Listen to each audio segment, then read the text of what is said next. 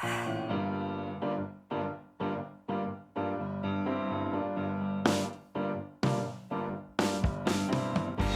everyone, I'm Chris Wynn and welcome to the ROKER RAPPORT podcast in association with the Sunderland Community Soup Kitchen, where we once again build up to the next Sunderland fixture, which this weekend takes us to Sincil Bank to take on last season's playoff finalists Lincoln City. And to bring us up to speed with all the latest at Lincoln, we're privileged to have the company of the former Crystal Palace, Southend United, and of course Lincoln City defender and now summariser for BBC Radio Lincolnshire, Mark Horn. Hello Mark. Hiya Chris, how you doing? Yeah, I'm not bad. Thanks for joining us. How are you keeping? You all right? Yeah, I'm good. I'm looking forward to Saturday's game. Yeah, Sunderland, it could go either way, but we'll get into that as we go along. Definitely. But before we get into all things Lincoln, we don't often get the chance to speak about a playing career on our preview because it's usually local journalists and how they follow the club and all that sort of stuff. So I thought we'll touch on that quickly first, if you don't mind. Yeah, of course. I noticed you started out at Crystal Palace in the kind of late 80s under Steve Coppell. And, as soon as I think of that, because I'm of a certain age, I'd rather not say it, but I'm of a certain age. But for me, the kind of names just roll off the tongue, of that period at Crystal Palace. I mean, obviously, the Ian Wrights, Gareth Southgate, Mark Bright, John Solago, Alan Pardew, and quite a few of them actually came through at Crystal Palace at that time. And I mentioned Steve Coppell, who did an incredible job at Crystal Palace at that time. So, I mean, that must have been some apprenticeship to come through there in that period. It was, yeah. I left school. I literally had about 3 days of the summer holidays, having left school, and went straight into being an apprentice at Palace. So I went from being, a school kid, basically, to then being thrown in. And there's Steve Coppell and, Jim Cannon, who was a big player and, he's probably the biggest legend, I should say, at Crystal Palace. And so I went from being a school kid playing in the Surrey County football team to then playing at Palace. And my first job, God bless Maurice Stewart, who was the groundsman who sadly passed away recently, but he gave me a paintbrush and we had to creosote the training ground. And the training ground at Mitcham was horrendous. It was horrendous. They've got a multi-million-pound complex at Palace now, but the Mitcham training ground was literally... So my first day, shorts and T-shirt, was with a paintbrush and creosote. There you go, painting the outside of the training ground. So that was my first job. So nice to meet you, Steve Coppell, but off I go. I had a great time. Some massive names there. Didn't quite go the way I wanted it to. I got myself into the first team, and then, a lot of people talk about mental strength side of football. I struggled with that as a young player. I had little bags of ability. Steve Coppell was always bigging me up, but then it just didn't happen. I got into the first team and then he would leave me out, and then I couldn't cope with that emotionally. And then I struggled just to get myself going. And then after about 4 or 5 years, I left. And so some regrets, but a brilliant upbringing. Like I say, leaving school, Chris, straight into that environment. Wow. I mean, it was, and then you had obviously Richard Shaw, John Solago, Gareth Southgate. Andy Woodman to a degree. He was obviously the goalkeeping coach at Newcastle and is now manager at Bromley. So we had some real characters and some real fun times within the dressing room as well as on the pitch. Yeah, and actually you talk about that, going out of school straight into that environment. And I talk to, we do a lot of interviews with players. Well, from my point of view, it's kind of my era, so I like talking to players of that era. But football's changed so much. And a lot of it, 99% of it obviously for the better. But what's your take on the environment that you came through in compared to how it is now for young players? Do you think, on the whole, that it was an environment that we should leave behind? Or do you think there was elements of that made footballers? Oh, cool. Good question. I think there's elements of it that would have stood me in good stead throughout my life, not just football. I think it gave me a reality check. Some of the jobs we had to do. You probably couldn't get away with some of the stuff that we had to do nowadays. But certainly I think when I look at under 18s levels now, the under 23s level, I just... some of these youngsters, even in the youth team and the reserves, if they turn professional, they're earning good money, really good money.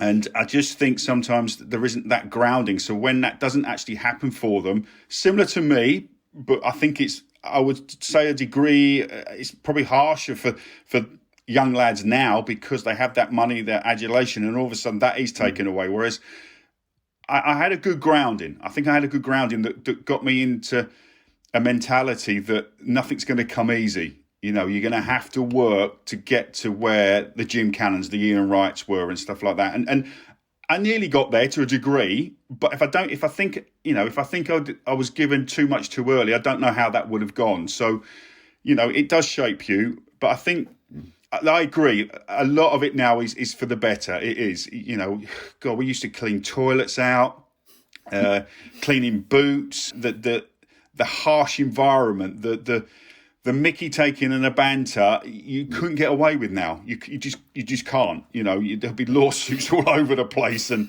you know, but it was a different era, a different environment, and although yes, I think some elements of that, Chris, would stand some of these younger players in good stead now. I think it has changed for the better, if I'm honest. Yeah, and like you said, I mean, I think you played kind of 8 league games for Palace. You left around 1989-90, which was, I think, around the time of that kind of epic FA Cup final with Manchester United. By the end, was it a wrench to leave Palace, or was it then where you just thought if you wanted to have regular first team football, you just needed to leave? Yeah, it came to the point where I played away at Bristol City, and this just shows you how precarious being a professional footballer as a youngster can be. That I remember being selected. We played in a Coca-Cola Cup then, as it was, away at Bristol City. Palace were on a good run of form. We were playing a Bristol City side that were struggling a little bit. I think they were the league below us. So, you know, it was a game that we should have gone and won. I was playing left back, and Morris, bless him, the groundsman who used to pack all the kit, didn't pack my match boots. So basically all I had was my training boots, and they were muddy, they were horrible, they were filthy. They weren't my match boots. And I know that sounds silly, but I then struggled mentally to cope with that going into the game. We got beat 4-1. I had an absolute, I had an awful game. And a lad called Ralph Milne actually scored a hat-trick against me and actually got a move to Manchester United. The following couple of days in the press, basically Steve Coppell said that Mark Owen will never play for Crystal Palace again. So I knew my time was up. So he's a 19-year-old lad, having had a bad game. It went in the local press, and Steve Coppell basically threw me under the bus, put it bluntly. So I knew it was coming to an end. I made a decision then to go into non-league at Welling United. I could have stuck it out, and maybe should have stuck it out for a professional club to come in and get me. But having said that, I had a great time at Welling United. So I can't not regret that decision. But, you know, in the days where we didn't have agents, Chris, I didn't have an agent. You know, I had a young lad at the time, a young son, David, and money was important. It was important. So basically, Welling offered me similar money to what I was getting at Palace, plus a sign-on fee. You know, so it was... I had to do it. I basically had to do it. So it's just interesting. I should write a book. I really should, because of all the, you know, I think at Gareth Southgate, Gareth, when he first came to Palace as an apprentice, couldn't trap a bag of cement. He was hopeless, absolutely hopeless. And I used to play centre half, he used to play right back. And I'm just thinking, this lad can't play. He literally cannot play. But Alan Smith, who was the youth team manager, liked him, liked his mentality, and he just got better and better and better. And by the time he was 19, about 3 or 4 years later, he was captain of the first team at Palace as a 19-year-old. So that just shows you how delicate it is, and how, you know, if your face fits, you know, if you improve, if you work hard, you can make it. So there's the difference between me and Gareth Southgate. It happens. But it is incredible, that mental side of things, how much those small things have an impact. I remember there was a story with Bobby Robson and Paul Gascoigne, where Paul Gascoigne was sitting there thinking, you know, he was telling Bobby Robson his shorts were too tight and he couldn't play because his shorts were too tight. Bobby Robson went out the back, put the same shorts in an open bag and pretended to open them, gave him the same shorts, and Paul Gascoigne thought they were great, and he went out and had a blinder. So it's just the little things that emotionally that players can suffer with and struggle with, and it does affect them. So, you know, the players at the top level don't have that softness emotionally. They're able just to focus, and they have that real hard mentality that nothing. You know, look at Roy Keane; he's still got it now. You listen to his punditry; he's got it there. You can just sense it, can't you? But it's like he could still play now and do a job. I'm sure he could, because mentally he would approach the game as he would do 15 years ago. We experienced it when he was manager. I think we all felt it. Well, yeah, obviously, clearly you had first-hand experience of it. But yeah, and then you went on. You found yourself at back in the Football League at Southend United. That was the mid 1990s, and it was at Southend where you played your 4 games against Sunderland between 1994 and early 1996. You won one of those, the first one in October 1994, and then you lost the other 3. 2 of those were at ROKER Park. So just wondering if you got any memories of those games or playing at ROKER Park? I definitely got one. I remember winning 1-0 there, and you battered us, to put it bluntly. Absolutely battered us. And we scored probably. We had a couple of attacks and scored. I think a lad called Andy Thompson may have scored. I'm not entirely sure if that's correct. It did after 16 minutes. Yeah, and we just held on, basically. You hit the post. I had a couple of clearances off the line. But one thing I do remember from that game was the ROKER Park. Obviously, is it well end? Is it the big? The full well end behind the goal. So I remember doing a great overlapping run. I was playing right back. Great overlapping run. Literally, the ball was going to run out, so I've got to try and get my foot round it. So I'm going to have to fall over as I'm doing it. So I'm going to have to, I was at full tilt anyway. As I've planted my left foot, it's just toed the ball. So of course, as my right foot's come through, I've missed the ball completely, fallen flat on my backside in front of all you lot. I just wanted the ground to swallow me up. I mean, honestly, it's one of the most embarrassing things I think that's happened to me on a football pitch, and I've had a few, trust me, but certainly in front of the full well end there, I was just like, and you could hear the crowd as well. Just it was like thousands of people laughing at me. But I had the last laugh because we won 1-0. So pros and cons and all that. But no, I don't really remember the games at Roots Hall. I just remember the atmosphere at ROKER Park being absolutely brilliant. I do remember that. I just remember, when you were on top and when Sunderland were playing well, just the atmosphere. It was almost like it was closing in on you. It was getting that intense. So yeah, I remember the Sunderland games, and great. That one game where we won 1-0 was a great memory. Sorry to all you Sunderland fans, but I did at least I gave you a laugh during the game. There is that. Yeah, I'm sure people talked about that in the pub over a pint after. I'm sure they did. Yeah, there was some good players in those Southend sides. I was looking. Chris Powell was in there. Keith Dublin. Yep. Ricky Otto. He had some good players. Mike Marsh was in there towards the end, and there was some, that names I recognise from back in the day. But I noticed as well, in terms of managers, you played under Peter Taylor in what I think was his first managerial role in the Football League. And then that was followed by Ronnie Whelan, who you played alongside as well. He was player manager, I think, at one point. So what were those two like to play for? Peter Taylor was great. I love Peter Taylor. His coaching, his training sessions were just really, really good.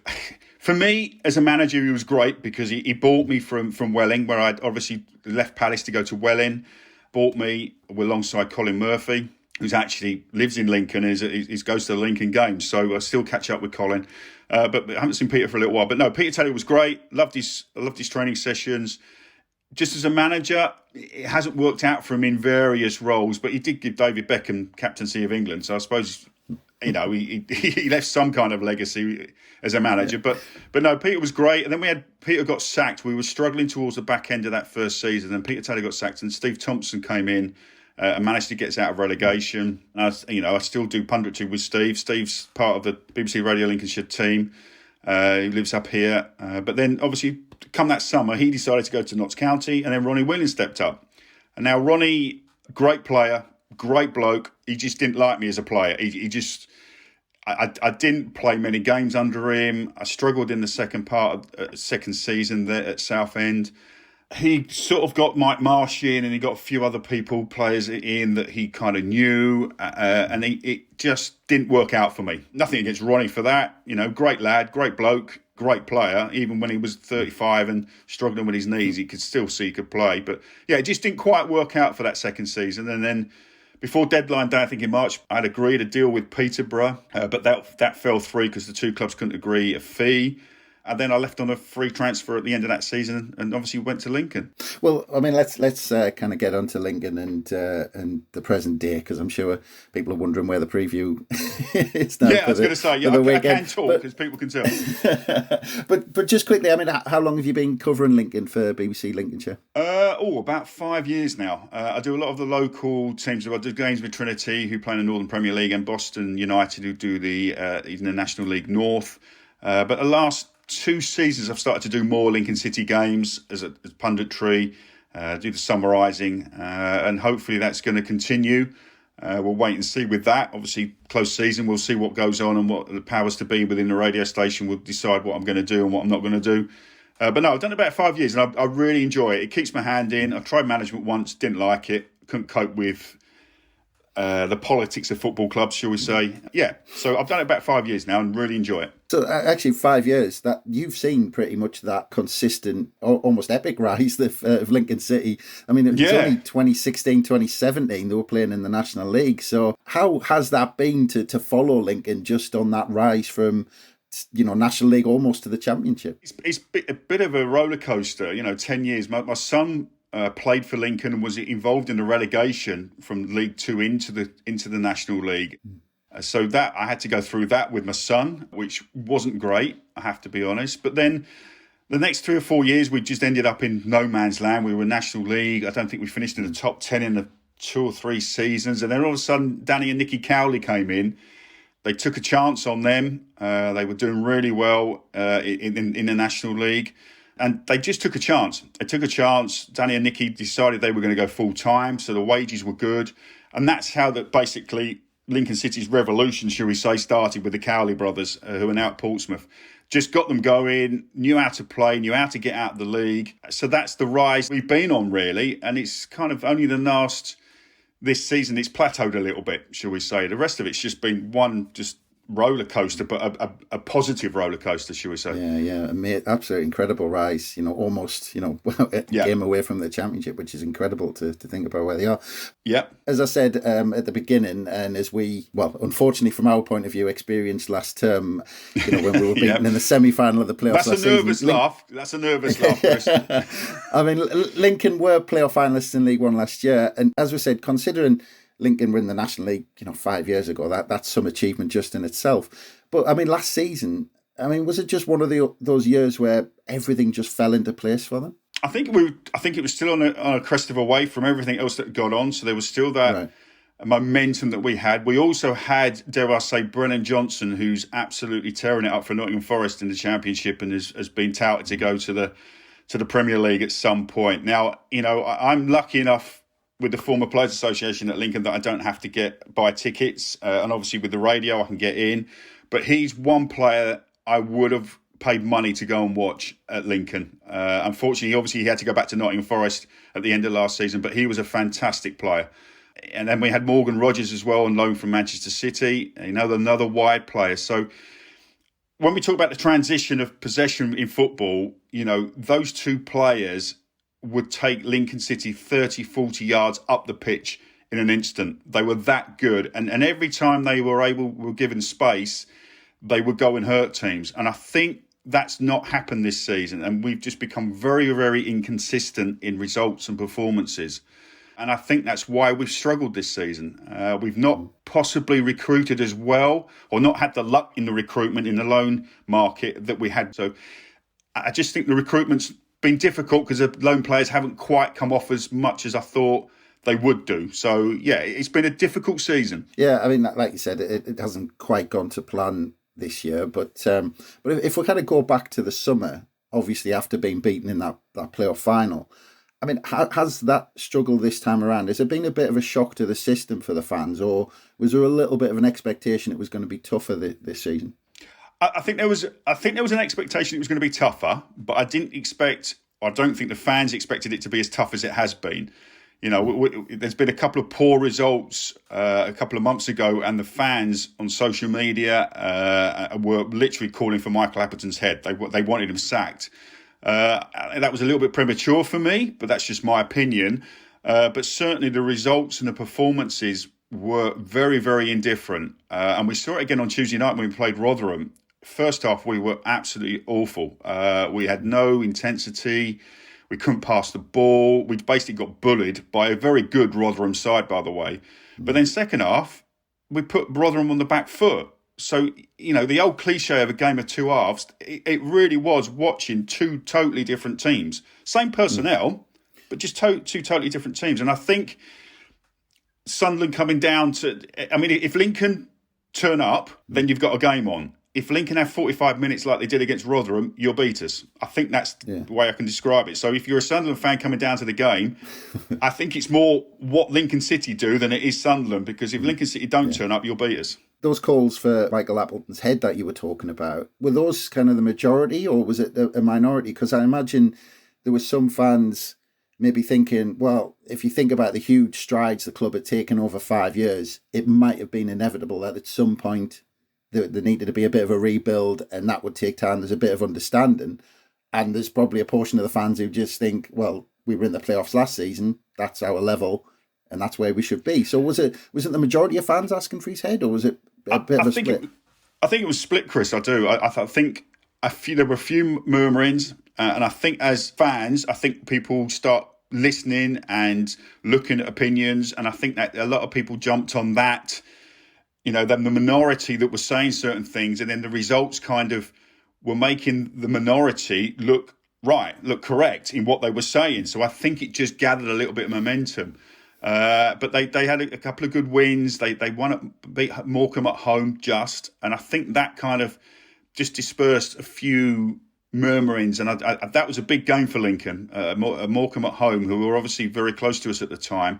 And then they had a couple of little slip-ups, and then they beat Sheffield Wednesday at home and beat them 3-1 and quite comfortably. And that's the Lincoln City that hopefully will turn up on Saturday. But, so he's been on a slippery slope, but I think they've pulled out results at the right time. But I think it was a split. I think the fans were split between Michael Appleton out and Michael Appleton in. So, I think he's turned a little bit of a corner because there's that 8-point gap that we've got. But it only takes 2 or 3 more defeats and the teams below him to start picking up points, and we're back in that situation again. That's it. I was, 18th in the table, as you said, 8 points above the drop. And I was looking actually back through the months through this season, and they've basically sat between kind of 14th and 18th and 19th. They've been in that area of the table all season. I mean, has it just been a case of they keep getting the odd result to keep them in that area of the table, but they just can't get a run of results going? I mean, but with that inconsistency, is that an unsettled side or an unsettled system, or is there a reason behind the inconsistency? We've had a lot of injuries. I know every team can have a lot of injuries, but we have had injuries to key people. We've not had a settled back four or back three as they're playing now. But, Michael Appleton's had to cope with a lot of difficulties with injuries, certainly to his centre halves. I mean, literally, Lincoln have only kept 3 clean sheets all season. So that tells you where the issues lie. Yeah, we don't score. We're not going to go and score 5 goals in a game. That's not quite how Lincoln play. But we always seem to concede goals at bad times in games, and then that puts you in the back foot. And at home, we try and play this expansive game.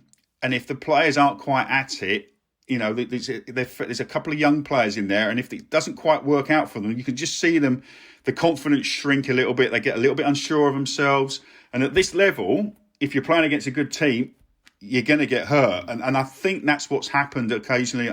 Certainly at home, we get big crowds. I think we're the highest capacity in terms of, I think Sincil Bank holds about 10,000, 10,500, and we constantly get 8,500 people there. And I think we're top of League One in terms of, capacity of ground to actually fans coming in. I think it's 84% or something that the ground's filled up for every home game. And it'll be a sellout again on Saturday. So I just think there's a nervousness about the team, a brittleness about the team, that if things don't quite go right and they can't play this expansive game and they cough the ball up in their own half, I think you can see the confidence seep out of them, and then it becomes a struggle in a game. And I've seen that quite a lot. Yeah, well, I think Michael Appleton tried to do something about it in January in terms of players coming to the club in that window. From what I saw, the biggest two seemed to be John Marcus from Portsmouth, who was a big signing, and Liam Cullen came on loan from Swansea City. So how have they both settled in since January?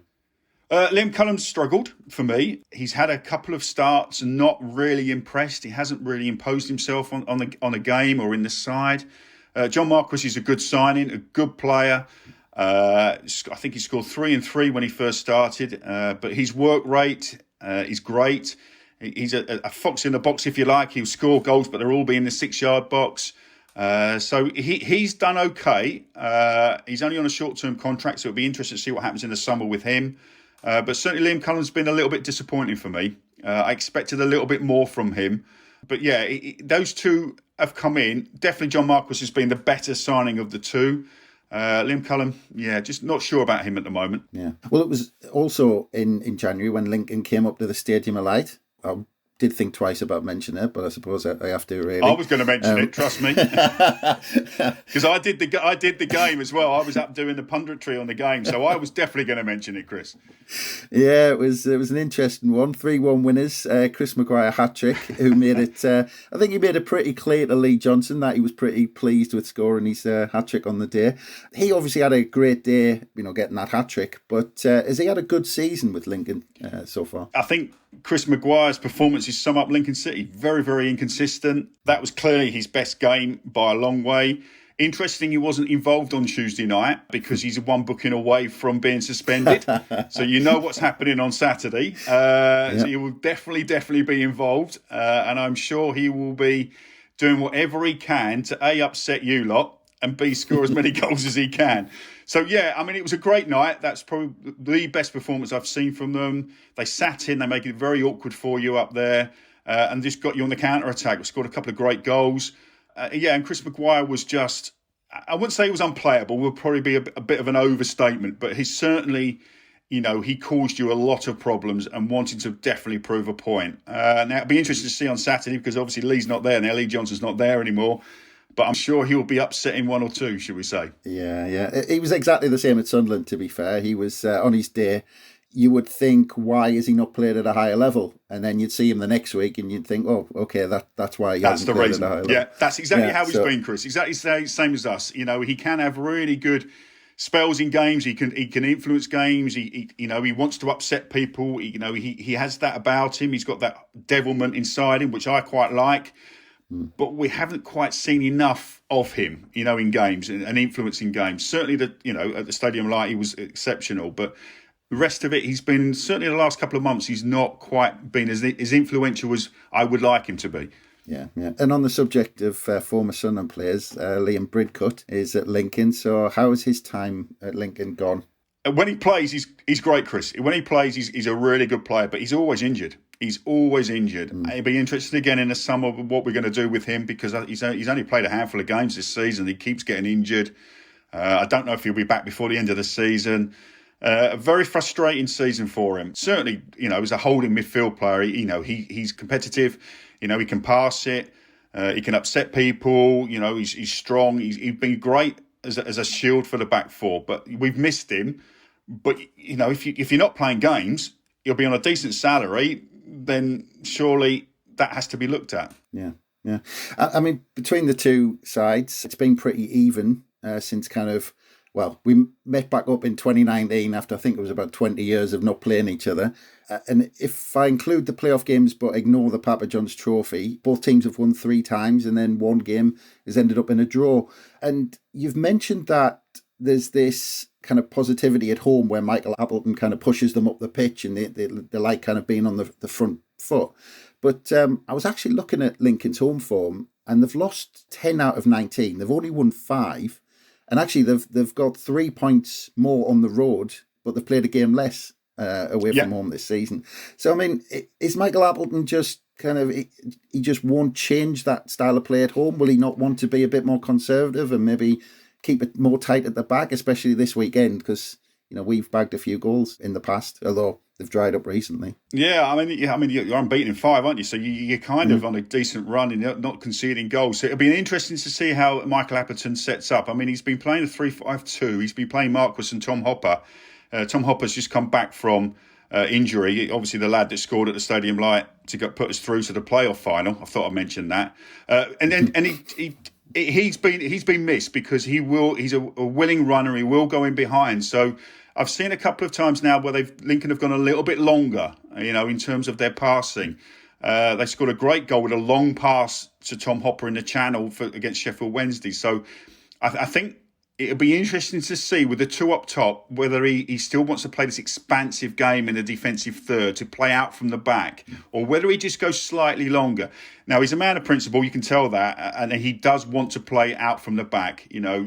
If Cohen Bramall, the left back, is taking a throw in, I know Brooke Norton-Coffey, he literally be 60 yards the other side. So there is massive gaps in between a defensive unit when we're in our own half. So it'll be interesting to see how he sets up. But he wants to play positive. He wants to play between the lines. He wants to get his midfielders on the ball.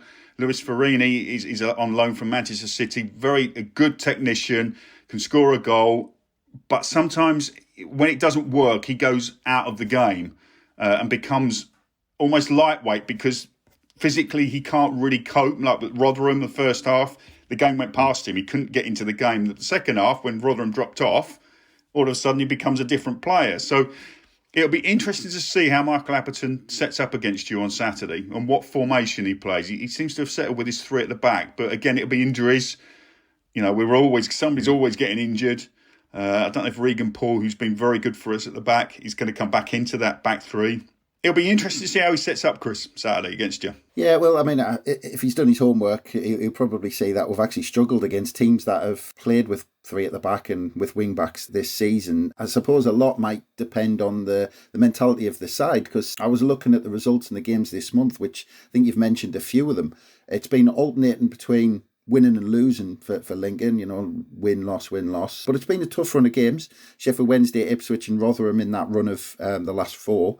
And I was looking at that Rotherham game that you've mentioned, that they lost 2-1. Lincoln had almost as many shots on goal, and they had 60% of the possession away from home at the kind of league leaders. So are they going into Saturday with quite a bit of confidence, even though they got beat last time out? Definitely. The second half, they were fantastic. They were absolutely fantastic and really took the game to Rotherham. They got, basically, put it bluntly, they got beaten up in the first half. Rotherham were very direct. Rotherham's intensity to win the ball back, to put Lincoln under pressure. They just couldn't deal with it. They couldn't deal with Michael Smith. The centre-half struggled against Michael Smith. And then the runners down the side, they just struggled. They couldn't get out. They couldn't pass the ball. Like I said to you, they're a little bit brittle sometimes, Lincoln, and they will go, they go into themselves a little bit and they get a bit doubtful of what they're trying to do and how they're going to do it. And Rotherham just steamrolled them. And Rotherham could have been 4 or 5-0 up at half time. But Lincoln were in the game. They tweaked a few things, and all of a sudden, their intensity went up. They were able to pass the ball better, hence why the possession stats went through the roof. Created 1 or 2 chances. And if it wasn't for Josh Vickers saving the last minute from Liam Cullen, Lincoln probably would have got a deserved draw, when at half-time you're thinking, well, if we come away with a 3 or 4-0, we've done all right. But, so that's how different... That just sums up the season for me for Lincoln City. The two halves of football against Rotherham sum up Lincoln City's season. Really inept, can't get out of their own half. Passing was terrible. They didn't look like they could run. They couldn't compete physically. They had nothing about them and just got steamrolled. In the second half, completely different. Absolutely completely different. So for me, I keep saying it, it's which Lincoln City side decides to turn up and whether they turn up for 90, 95 minutes against you as to whether you're going to get a tough game. Yeah, but there's a lot of, pretty much for me, that sums up League One as well. Yeah, I think you're probably right there. There's a bunch of sides in that mid-table area, at either end, where on their day you think that's a tough game, and sometimes you go there and it goes your way and you just kind of steamroller them. But some days it's tough at those kind of mid-table sides. Yeah. But yeah, I mean, in terms of Saturday, I mean, obviously I'm going to put my mortgage on Chris Maguire scoring, but is there anyone else worth sticking a quid on to get a goal for Lincoln? John Marquis. I mean, if we can get down the sides of you, as in Cohen Bramall, who's very, very quick on the left-hand side, and we've got a fabulous young player from Arsenal, Brooke Norton-Coffey, who's an 18-year-old lad, again, who looks like he's going to sign a long-term contract at Arsenal. He's definitely one to watch. He's the right wing-back, very quick, both are very adventurous. Defensively, not bad either. But if you give them open space to run into, they will, and they will hurt you. Cohen Bramall set up Tom Hopper on Tuesday night for Lincoln's goal, running in behind, and he did that 2 or 3 times and could have had a couple more assists if if people have caught him up, because he's that quick. So, yeah, if we can get down the sides of you and in around the back of you, you could be in problem. And I would put money on maybe John Marquis getting a tap in from 6 yards out. Anthony Scully's the leading goal scorer, but he's been out of favour recently. His form's dipped. Didn't do a great deal on Tuesday night when he came back into the side. So I expect Chris Maguire probably to come in for him. But certainly, if we can get round the back of you and we can play through the lines and get Maguire on the ball and feeding Cohen Bramall and getting Norton Coffey down on the outsides, you could be in a bit of trouble. So if you were Alex Neil, is that what you'd be worried about? You'd be worried about Lincoln's right-hand side? Is that where the main threat's going to come from? At the right-hand side and left-hand side, probably more so Cohen Bramall because of his pace, and he will want to run in behind you. Brooke Norton Coffey's slightly different because he will pick the ball up deeper, but he will run with it. So he will take players on, whereas Cohen Bramall's just a speed merchant, and he will just fly and just wait for the ball to go in behind you. So your wing backs or your full backs are going to have two different kind of challenges to face up against. Down the flanks is going to be an interesting battle, and it depends where Chris Maguire, and I'm sure he will play, whether he'll play in a little hole or he'll play in a three as a midfield. It's going to be interesting to see where Michael Appleton will put him. Yeah. I mean, in terms of just generally for the remainder of the season, are Lincoln kind of already got one eye on next season and planning ahead, or are they still kind of nervously looking over their shoulder about getting dragged back in? Yeah, I think still a little bit nervous because of the performances are that erratic that you only need 3 or 4 poor performances, and thankfully the other teams, the teams below Lincoln aren't winning games. I think I worked it out that Fleetwood haven't won in 11, AFC Wimbledon haven't won in 18 games, so the teams below them are really struggling to pick up points. But as we all know in football, that run has to come to an end, and all of a sudden they might start winning games. So that 8-point difference can soon disappear if Lincoln don't pick up points. And we've got Sunderland, obviously, Saturday with yourselves, and then we play away at Shrewsbury. Shrewsbury have beat Morecambe 5-0 on Tuesday night. So we've still got 2 tough games coming up. And if teams below start picking points up, which I think Gillingham under Neil Harris might well do, we're still looking over our shoulder a little bit. 2 more wins for Lincoln sees us safe, I think. But, we lose Saturday, lose on Tuesday again to Shrewsbury, we're in a bit of trouble again, I think. Yeah, Shrewsbury only a place ahead and only a point ahead as well, so that's going to be a big one. It is in midweek. Yeah. So, are you confident that Lincoln are going to stick by Michael Appleton and he'll be still there in charge for next season? I think so. I think, like I say, that they've done enough maybe to hopefully secure League One status. I'm sure they will. It'd be interesting in the summer. I think the recruitment becomes paramount. We can't have recruitment that's been on a par as it has this season because I think we might struggle. So his recruitment in the summer is going to be really, really important, Michael Appleton. I think they will stick with him for another season. But like I say, it hasn't quite gone as he has planned, I think, with the players he got in, certainly on loan. Morgan Whittaker's been a little bit disappointing on loan from Swansea. The only person that's really on loan that's caught the eyes is, like I say, Brooke Norton Coffey, the right wing back, the right back from Arsenal, a young lad. So, he's a success story. The others haven't quite been as good as we thought they were going to be. I think another season under Michael Appleton, but recruitment in the summer is going to be massive for him. Yeah. And I mean, just on Saturday, are you covering the game? Are you going to be there? I'm not covering. I'm a guest for the Former Players Association on Saturday, so I will be at the game. But I don't often get to the game as a former player because obviously I'm on the radio. But no, I'm picked that game because it's a big game. Got some good memories against Sunderland, and obviously the playoff semi-finals last year that I watched and did a little bit of coverage on. And also, I did the Stadium of Light when we beat you 3-1. So I like coming to watch you lot play because it's going to be a big following. It's going to be a big crowd. It's going to be a big atmosphere. So you pick your games, as they say.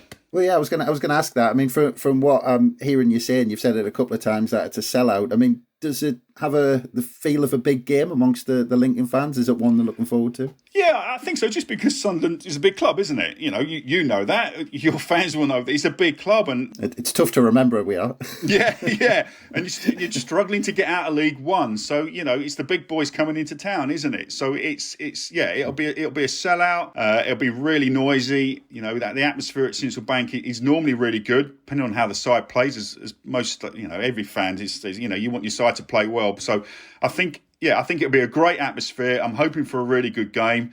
And obviously, as a Lincoln fan, I'm hoping for the same result as hopefully we'll beat you as we did at the Stadium of Light. I think it'll be a tight game.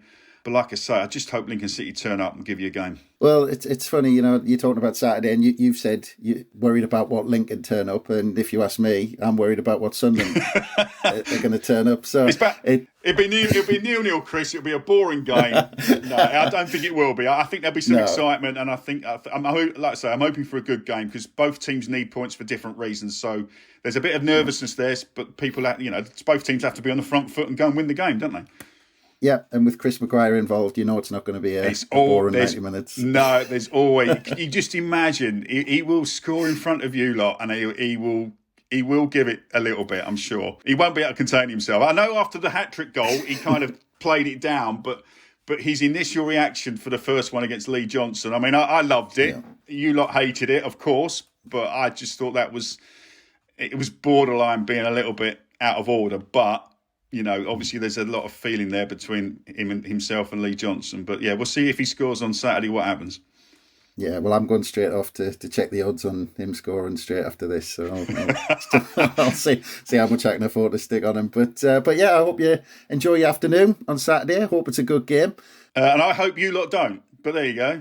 I'm sure I'll get some stick for that. But no, hopefully it's a good game and hopefully everybody gets down safely from Sunderland and gets back safely. So, yeah, looking forward to a good game. And like I say, safe travels to everybody that's coming down. Yeah, it's a great fan zone there as well. There's lots to eat, bars. It's a really good place at Sincil Bank to get involved. So, yeah, whether they'll allow that or not, I don't know. It depends on obviously what the police want to do with segregation and everything. But no, it's a good place to watch football. That's it. With our numbers coming down, I just hope they stock up. I just hope they've got enough behind the bars to cope, to be honest. But brilliant. Okay, well, I just want to say thank you very much, Mark. It's been an absolute pleasure, and I've loved having the chance to speak about someone's playing career. Absolutely fantastic and fascinating, and all the best for the season ahead. Yeah, thanks, Chris. Yeah, and good luck to you lot. I hope you get promoted, but you don't win Saturday.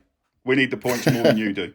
Apparently, well, I'll take a defeat if it means we'll go up in the end. But we'll there you go. Yeah, brilliant. Thanks, Chris. Thanks again, Mark, and thanks again everyone for listening. Keep a lookout at ROKER Report for all the build-up ahead of the game against Lincoln on Saturday, and keep an eye on all the usual places for the next podcast that should be dropping very soon after.